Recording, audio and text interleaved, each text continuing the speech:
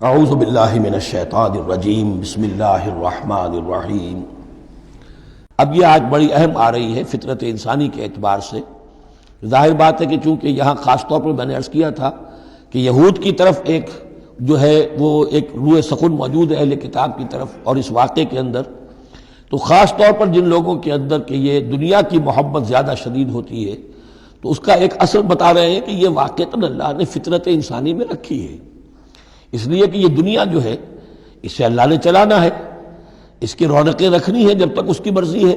قیامت تک تو اسے آباد رکھنا ہے۔ اولاد پیدا ہوگی تو دنیا قائم رہے گی، نسل چلے گی، مرد اور عورت کی ایک دوسرے کے ساتھ کشش ہوگی تو اولاد پیدا ہوگی، اور یہ تمام چیزیں جو ہیں دولت کی کوئی طلب ہوگی تو آدمی محنت کرے گا، مشقت کرے گا، کمائے گا۔ تو اس لیے یہ چیزیں فطرت انسانی میں ہیں، یہ بیسک اینیمل انسٹنکٹس ہیں۔ بس ضرورت اس بات کی ہوتی ہے کہ انسٹنکٹس کو دبا کر رکھا جائے، اللہ کی محبت، اللہ کی شریعت کو اس سے بالا تر رکھا جائے، بس یہ نہیں ہے کہ ان کو ختم کر دیا جائے۔ سیلف اینیہیلیشن اسلام میں نہیں ہے، یہ رہبانیت ہے کہ اپنے نفس کو کچل دو، ختم کر دو، نہیں، سیلف کنٹرول، اپنے آپ کو کنٹرول میں رکھو۔ یہ منہ زور گھوڑا ہے نفس انسانی کا، لیکن جتنا طاقتور گھوڑا ہوگا اتنا ہی آپ کے لیے تیز دوڑنا جو ہے وہ آسان ہوگا، لیکن جتنا منہ زور اور طاقتور گھوڑا ہے اتنا ہی اسے قابو میں رکھنے کی ضرورت بھی ہے، ورنہ اگر اس کے رحم و کرم پر سوار آ گیا تو جہاں چاہے گا پٹخنی دے دے گا۔ تو اس اعتبار سے سیلف کنٹرول ہو، گھوڑا پورا قابو میں ہو۔ البتہ یہ ہے کہ سیلف کو، اپنے نفس کو، اس کو کچل ڈالنا، سیلف اینیہیلیشن، یہ اسلام میں نہیں۔ زین للناس حب الشہوات من النساء، مزین کر دی گئی ہے لوگوں کے لیے ایک تو محبت جو ہے، شہوت کی محبت خواتین کے بارے میں۔ اب دیکھیے یہاں بھی قرآن مجید گویا کہ ایک طرح سے تائید کر رہا ہے فرائڈ کی۔ اس کے نزدیک سب سے پورٹنٹ فیکٹر جو ہے، سب سے پورٹنٹ جو موٹیو ہے انسان کا، وہ سیکس ہے، اور یہاں بھی اللہ تعالیٰ نے سب سے پہلے اسی کا ذکر کیا ہے۔ اگرچہ میرے نزدیک ضروری نہیں ہے، اس لیے کہ دوسری جگہوں پر پیٹ جو ہے معاشی ضرورت یہ اس سے بھی سخت ہو جاتی ہے، لیکن یہ کہ واقعتاً یہ حضور نے بھی فرمایا ہے صلی اللہ علیہ وسلم، ما ترکت بعدی فتنۃ اضر علی الرجال من النساء، میرے بعد اب مردوں کے لیے عورتوں کے فتنے سے بڑا فتنہ اور کوئی نہیں ہے۔ ان کی محبت جو ہے وہ انسان کو کہاں سے کہاں لے جاتی ہے۔ بلعام بن باورا یہود کے اندر ایک بہت بڑا عالم اور فاضل شخص تھا، ایک عورت کے چکر میں آ کر اور وہ شیطان کا پیرو بن گیا۔ وہ قصہ آئے گا سورہ اعراف کے اندر۔ تو واقعہ یہ ہے، لیکن ایک فطرت کے اندر ہے تو صحیح، محبت تو ہے۔ زین للناس حب الشہوات من النساء والبنین، اور بیٹے انسان کو بہت پسند ہے، بیٹے ہوں، اس کا نام چلتا رہے، بڑھاپے کا سہارا بنے، والقناطیر المقنطرۃ من الذهب والفضہ، اور یہ کہ خزانے ہوں جمع کیے ہوئے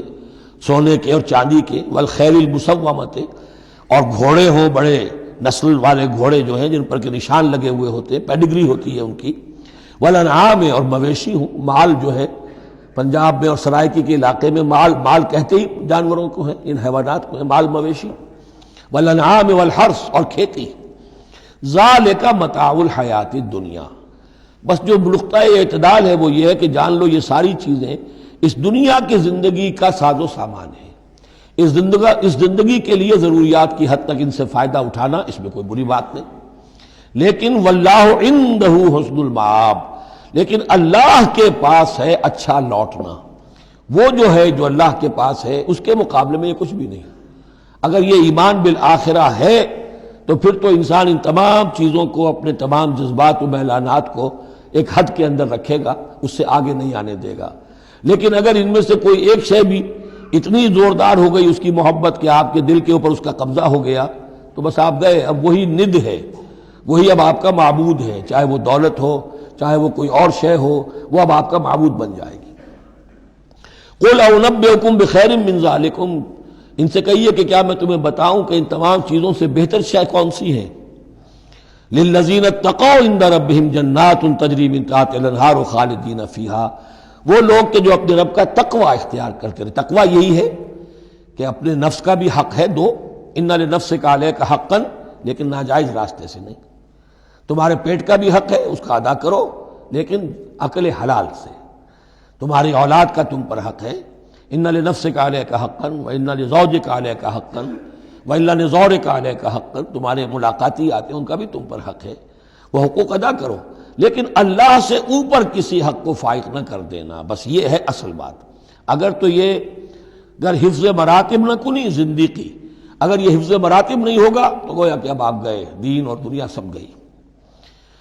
تو للذین اتقوا عند ربہم جنات، ان کے لیے ایسے باغات ہیں تجری من تحتہا الانہار، جن کے دامن میں ندیاں بہتی ہوں گی، خالدین فیہا، اس میں وہ ہمیشہ رہیں گے، وازواج مطہرۃ،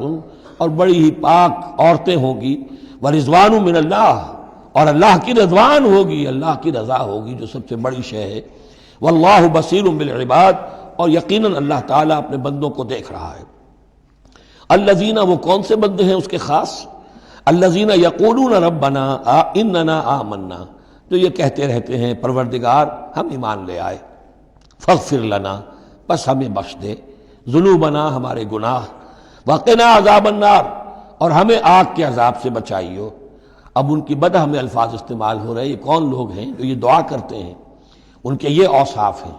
اور اس میں گویا کہ تلقین ہے، اگر اللہ سے یہ دعا کرنا چاہتے ہو کہ اللہ تمہیں تمہارے گناہ بخش دے اور تمہیں جہنم کے عذاب سے بچائے، تو یہ اوصاف اپنے اندر پیدا کرو۔ الصابرین والصادقین والقانتین والمنفقین والمستغفرین بالاسحار، صبر کرنے والے اور راست باز، راست بازی میں راست گوئی بھی ہے، راست کردار بھی ہے، عمل بھی آپ کا صحیح صحت پر ہو، درستی پر ہو، اور قول بھی صحیح اور درست ہو۔ والقانتین، فرما بردار، والمنفقین، اللہ کی راہ میں خرچ کرنے والے، والمستغفرین بالاسحار، اور جو جس کو آپ کہتے ہیں small hours of the morning, وہ جو سحر کا وقت ہے، سحری کا وقت ہے، اس میں استغفار کرنے والے۔ ایک تو نمازیں ہیں جو 5 نمازیں ہیں، لیکن خاص وہ وقت جو ہے اس میں جب کہ فرمایا گیا ہے کہ رات کے آخری حصے میں اللہ تعالیٰ نزول فرماتا ہے سمائے دنیا تک، اور پھر ایک ندا ہوتی ہے، حل من مستغفر فاغفر لہ، حل من سائل فاعطیہ، ہے کوئی استغفار کرنے والا کہ میں اسے معاف کر دوں، ہے کوئی کچھ مانگنے والا کہ میں اسے عطا کر دوں۔